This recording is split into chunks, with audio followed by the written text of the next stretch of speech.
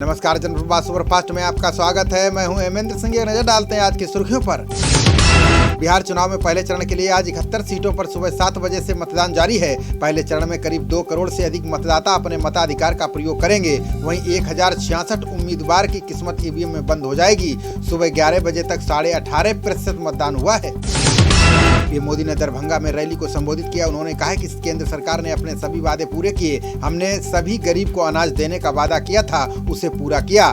दीपावली, छठ पूजा तक मुफ्त राशन की व्यवस्था की, हर घर में पानी पहुंचाया। इसके अलावा पीएम मोदी ने अन्य कई योजनाओं के बारे में भी जानकारी दी। राहुल गांधी आज बिहार चुनाव में महागठबंधन के प्रत्याशियों के समर्थन में 2 चुनावी जनसभाएं करेंगे। राहुल गांधी की पहली जनसभा पश्चिम चंपारण के वाल्मीकि नगर में होगी, जबकि दूसरी दरभंगा के कुशेश्वर स्थान में होगी। राहुल के साथ तेजस्वी यादव भी मौजूद रहेंगे। पीएम मोदी ने भ्रष्टाचार और वंशवाद को बड़ी चुनौती करार दिया है। साथ ही उनके खिलाफ कड़ी कार्रवाई करने की वकालत भी की है। पीएम ने कहा कि वंशवाद कई राज्यों में राजनीतिक परंपरा का हिस्सा बन गया है। ये देश को दीमक की तरह खोखला कर देगा। पश्चिम रेलवे ने यात्रियों को खुशखबरी दी है। दीपावली को देखते हुए पश्चिम रेलवे मुंबई सेंट्रल अहमदाबाद के बीच आज से स्पेशल शताब्दी एक्सप्रेस ट्रेन चलाएगा। भीड़ कम करने के लिए 2 ट्रेनें फेस्टिवल स्पेशल ट्रेन भी चलेंगी। ये ट्रेन भुज और बरेली के बीच चलेंगी। एलजेपी अध्यक्ष चिराग पासवान ने नीतीश कुमार पर बड़ा हमला बोला है। उन्होंने कहा कि चुनाव के बाद नीतीश कुमार भाजपा का साथ छोड़कर महागठबंधन में शामिल होंगे। चिराग पासवान ने कहा कि नीतीश कुमार जी को दिया गया वोट आरजेडी और महागठबंधन को मजबूत करेगा। पटना में महागठबंधन ने बुधवार को प्रेस कॉन्फ्रेंस की। इसमें तेजस्वी यादव ने मुंगेर में पुलिस लाठीचार्ज का मुद्दा उठाया। उन्होंने कहा कि प्रशासन को जनरल डायर बनने का आदेश किसने दिया। इस मामले में मुख्यमंत्री और डिप्टी सीएम सीधे तौर पर जिम्मेदार हैं। पीएम मोदी का ड्रीम प्रोजेक्ट श्री काशी विश्वनाथ धाम अब चुनार के गुलाबी पत्थरों से सजने लगा है। जयपुर में तरासे के गुलाबी पत्थरों की पहली खेप पहुंचने के बाद काम पूरा होने की ओर है। पत्थरों की दूसरी खेप भी आने लगी है। इससे निर्माण कार्य तेज हो गया है। दिल्ली में हवा का स्तर खराब बना हुआ है। आज भी कई जगहों पर AQI 300 के पार दर्ज किया गया है। आनंद विहार, आरके पुरम, मुंड्रा और पड़पड़गंज में AQI 309 दर्ज किया गया। बढ़ते वायु प्रदूषण ने लोगों की चिंताएं बढ़ा दी हैं। अमेरिका ने एक बार फिर परमाणु आपूर्तिकर्ता समूह यानी NSG में भारत के जल्द प्रवेश का समर्थन किया है। 2+2 वार्ता के बाद अमेरिका ने हरियाणा स्थित global centre for nuclear energy partnership के सहयोग वाले MOU की अवधि को भी बढ़ा दिया है। नासा और इसरो के संयुक्त उपग्रह निसार के 2022 तक लॉन्च होने की उम्मीद है। इसमें भारत और अमेरिका ने space situation awareness information share करने का फैसला किया है। बता दें कि धरती पर पैनी निगाह रखने के लिए दोनों देशों की अंतरिक्ष एजेंसियों ने 2014 में समझौते पर हस्ताक्षर किए थे।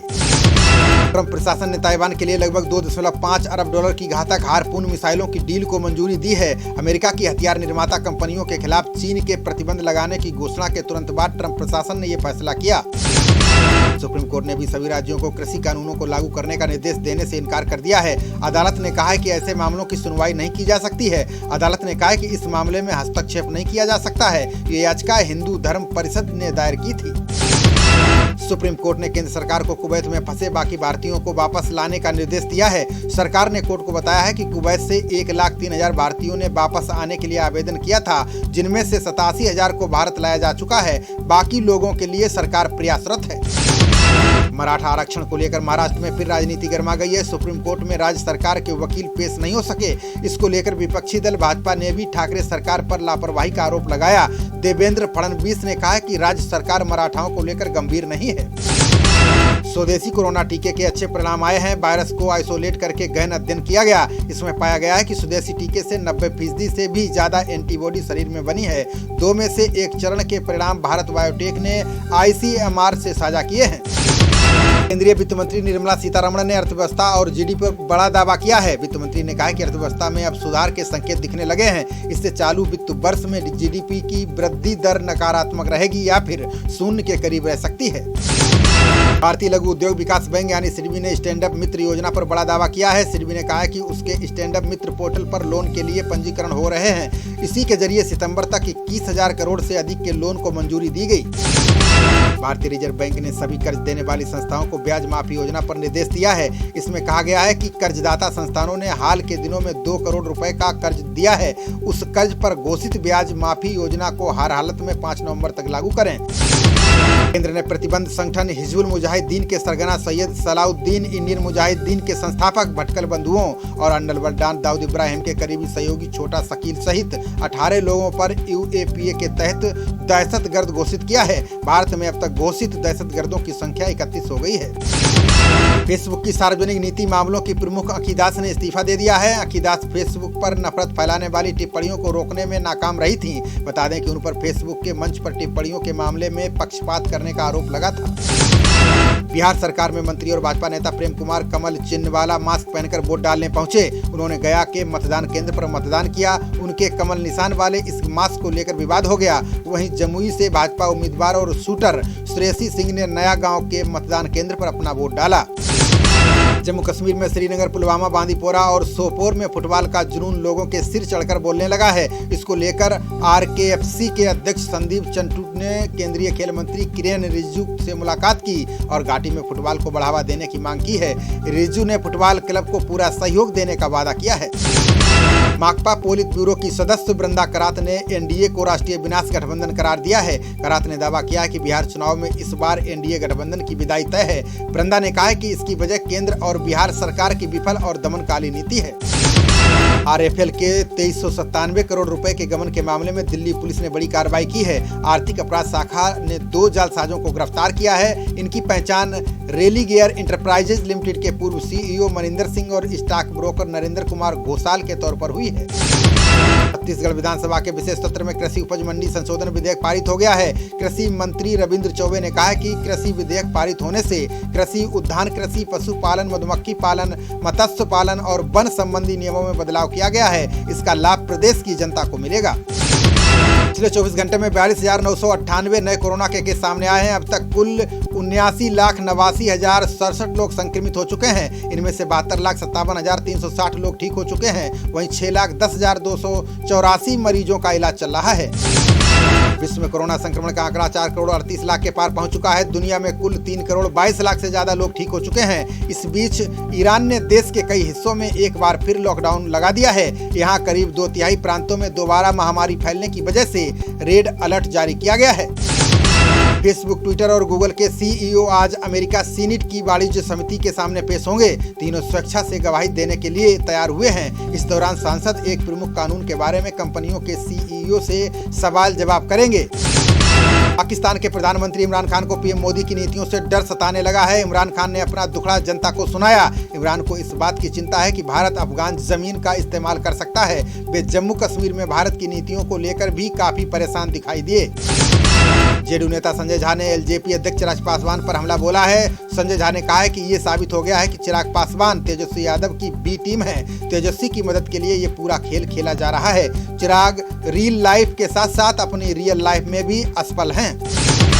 अरविंद केजरीवाल ने कचरे से बिजली बनाने वाले प्लांट का उद्घाटन किया। ये प्लांट गाजीपुर सब्जी मंडी में है। इस वेस्ट टू पावर प्लांट में रोजाना लगभग 15 टन कूड़े की खपत हो सकेगी, जिससे लगभग 1500 यूनिट बिजली का प्रतिदिन उत्पादन हो सकेगा।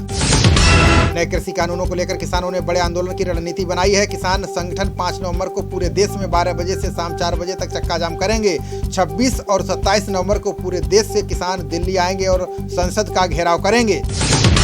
दिग्विजय सिंह ने चुनाव आयोग से डाक मतपत्रों को निरस्त करने की मांग की है। उन्होंने कहा है कि प्रत्याशियों को ऐसे वोटरों की सूची नहीं सौंपी गई है जो डाक मतपत्रों से वोट मांगे। दिग्विजय ने इस मामले में भारी गड़बड़ी की आशंका जाहिर की है। चुनाव आयोग ने भाजपा प्रत्याशी इमरती देवी को नोटिस भेजा है। आयोग ने 24 घंटे के भीतर जवाब देने को कहा है। बता दें कि इमरती देवी ने प्रतिद्वंदी उम्मीदवार को पागल कहा था। साथ ही उनके परिवार की महिला सदस्यों के खिलाफ अपमानजनक टिप्पणी भी की थी। भारत की सबसे बड़ी दोपहिया कंपनी हीरो मोटोकॉर्प और अमेरिका की बाइक कंपनी हार्ले डेविडसन के बीच करार हुआ है। इसके तहत हीरो मोटोकॉर्प अब हार्ले डेविडसन मोटरसाइकिलों की बिक्री करेगी। बता दें कि हार्ले डेविडसन ने विगत दिनों भारत में अपना कारोबार बंद करने की घोषणा की थी। यूपी से बीजेपी विधायक अलका राय ने प्रियंका गांधी को चिट्ठी लिखी है। इसमें अलका ने प्रियंका से पूछा है कि वोट बैंक की मजबूरी में आप कुख्यात अपराधी मुख्तार अंसारी को क्यों बचा रही हैं। बता दें कि अलका के पति और पूर्व विधायक कृष्णानंद राय की जान लेने के आरोप में मुख्तार अंसारी जेल में है। फिल्म निर्माता करण जौहर पर अभिनेता कंगना रनौत ने हमला बोला है। कंगना ने कहा कि करण ने गोवा के एक गांव में फिल्म की शूटिंग की। इसमें प्लास्टिक के बर्तन, पीपीई किट सहित कई सामान इस्तेमाल किए थे। इसे वहीं कचरे में फेंक दिया गया है, जो गांव के लोगों के साथ ही पर्यावरण के लिए खतरनाक है।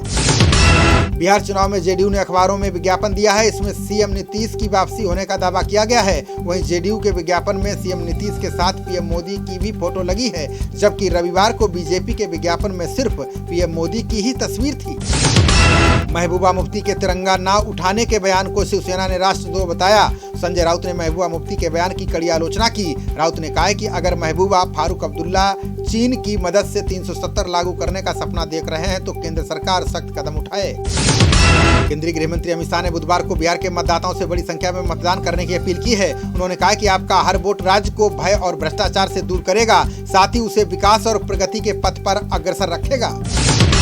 भाजपा अध्यक्ष जेपी नड्डा ने भी पहले चरण में लोगों से ज्यादा संख्या में मतदान करने की अपील की है। उन्होंने कहा कि संक्रमण के बचाव के सभी उपाय अपनाएं। उन्होंने कहा कि लोगों का मत ही लोकतंत्र में सबसे बड़ी ताकत है। भ्रष्टाचार मुक्त सरकार के लिए लोग वोट करें।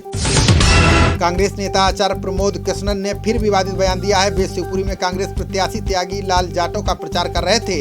इस दौरान उन्होंने कहा कि राक्षस राज मारीच, कंस और शकुनी मामा को इकट्ठा कर दिया जाए तो एक मामा शिवराज बनेगा। भाजपा की राष्ट्रीय महासचिव पंकजा मुंडे ने शरद पवार के कामकाज की प्रशंसा की है। मुंडे ने ट्वीट कर कहा है कि बहुत अच्छा, आश्चर्य होता है कि कोरोना संकट के दौरान भी शरद पवार की व्यस्तता कम नहीं हुई है। वे जनता के बीच जाते रहे, साथ ही बाढ़ प्रभावित लोगों की मदद को आगे लाए। कोरोना संक्रमण से ठीक होने वाले लोगों के मस्तिष्क पर बड़ा दावा किया गया है। लंदन के इंपीरियल कॉलेज के डॉक्टर एडम हैम्पशायर की टीम ने 84,000 से अधिक लोगों पर अध्ययन किया है। इसमें पता चला है कि मरीजों का मस्तिष्क उम्र से 10 साल बूढ़े होने जैसे कार्य करने लगता है। बंगाल भाजपा में मतभेद सुलझाने के लिए केंद्रीय नेता आ गया है। कैलाश विजयवर्गीय ने युवा मोर्चा के प्रदेश अध्यक्ष सौमित्र खान और प्रदेश अध्यक्ष दिलीप घोष के बीच विवाद सुलझाया। बता दें कि घोष ने युवा शाखा की सभी जिला समितियों को पिछले सप्ताह भंग कर दिया था। केंद्रीय मंत्री जितेंद्र सिंह ने कहा है कि केंद्र सरकार भ्रष्टाचार को कतई बर्दाश्त नहीं करेगी। उन्होंने कहा है कि देश में रिश्वतखोरी रोकने के लिए और अधिक पारदर्शिता की जरूरत है। सिंह ने कहा कि सीबीआई को मोदी सरकार में पूरी स्वायत्तता और स्वतंत्रता मिली है, ऐसा पहले कभी नहीं हुआ। आज मुंबई इंडियंस और रॉयल चैलेंजर्स बेंगलुरु के बीच कड़ा मुकाबला होगा। ये मैच अबू धाबी में खेला जाएगा। दोनों टीमें 14-14 पॉइंट्स के साथ टॉप 2 में हैं। ऐसे में एक जीत प्लेऑफ में उनकी जगह पक्की कर सकती है। वहीं चोट की वजह से रोहित शर्मा के खेलने पर सस्पेंस बना हुआ है। भारत और ऑस्ट्रेलिया के बीच होने वाली सीरीज का इंतजार खत्म हो गया है। मुकाबलों की तारीख की घोषणा हो गई है। तीनों मैचों की सीरीज का पहला मुकाबला 27 और 29 नवंबर को खेले जाएंगे। आखिरी मुकाबला 2 दिसंबर को कैनबरा में खेला जाएगा। सनराइजर्स हैदराबाद ने कप्तान डेविड वार्नर को जन्मदिन का तोहफा दिया है। हैदराबाद ने दिल्ली कैपिटल्स को 1 ओवर शेष रहते 88 रन से शिकस्त दी। सनराइजर्स ने 2 विकेट पर 219 रन बनाए। दबाव में दिल्ली टीम 131 रन पर ही ढेर हो गई। खबरों का सिलसिला जारी रहेगा। देखते रहिए जनप्रवाद। नमस्कार।